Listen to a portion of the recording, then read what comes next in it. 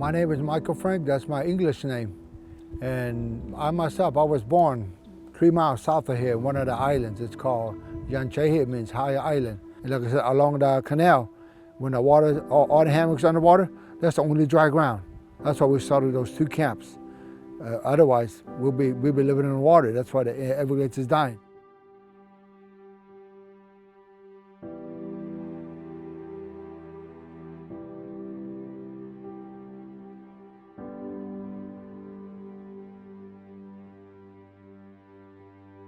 Yeah, here I got on top of my house and look north. On this side, water comes 83, it was like a lake. I said, mercy, mercy, have mercy. What are you doing to my home, to my land?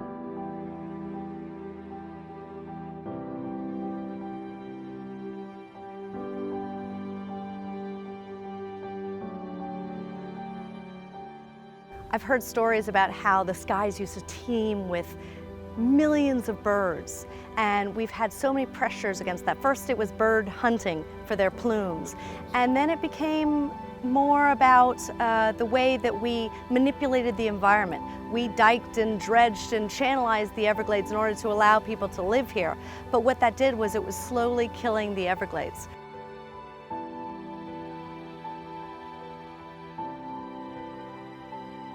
The destruction of the Everglades affected not just the Miccosukee Tribe, but pretty much anybody who relied on the Everglades for their livelihood. It starts out in 1928 when a hurricane ripped through the Everglades and killed 2,000 people. It was the second worst, in terms of human life, natural disaster in our nation's history.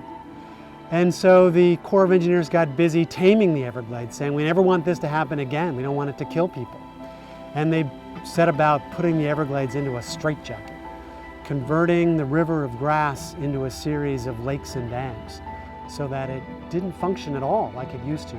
And that ecological collapse affected not just the Miccosukees, but fishermen from traditional gladesmen. Anybody who lived in the Everglades, relied on the Everglades for their livelihood, was totally unprepared for the changes that happened in a very short order. In about 15 years, this was changed pretty dramatically. Back when I was little, when I was born in 1957, I drank the water, ate the birds.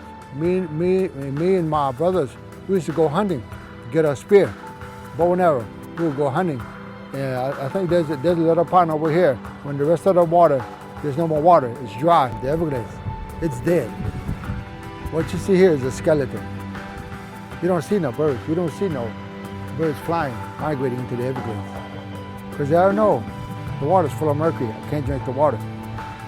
That what the government wanted to do then, wanted to destroy my home, wanted to get me out of here, couldn't survive. They're doing it now. They have destroyed my home.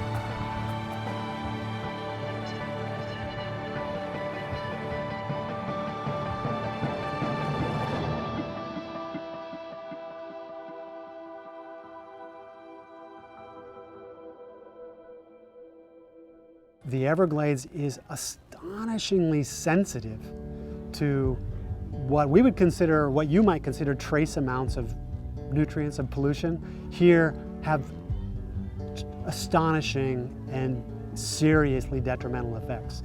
The Miccosukee Tribe has been at the forefront of making sure that all water put into the Everglades is clean.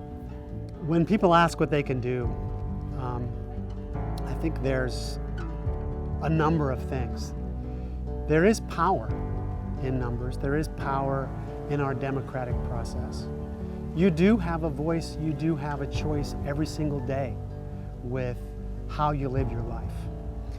You can make a choice to become closer with the land around you, the world around you, the air you breathe, or not. It's up to you. And you can also make a choice to relate to other people around you and find people of like mind and get together as one and make your voice heard.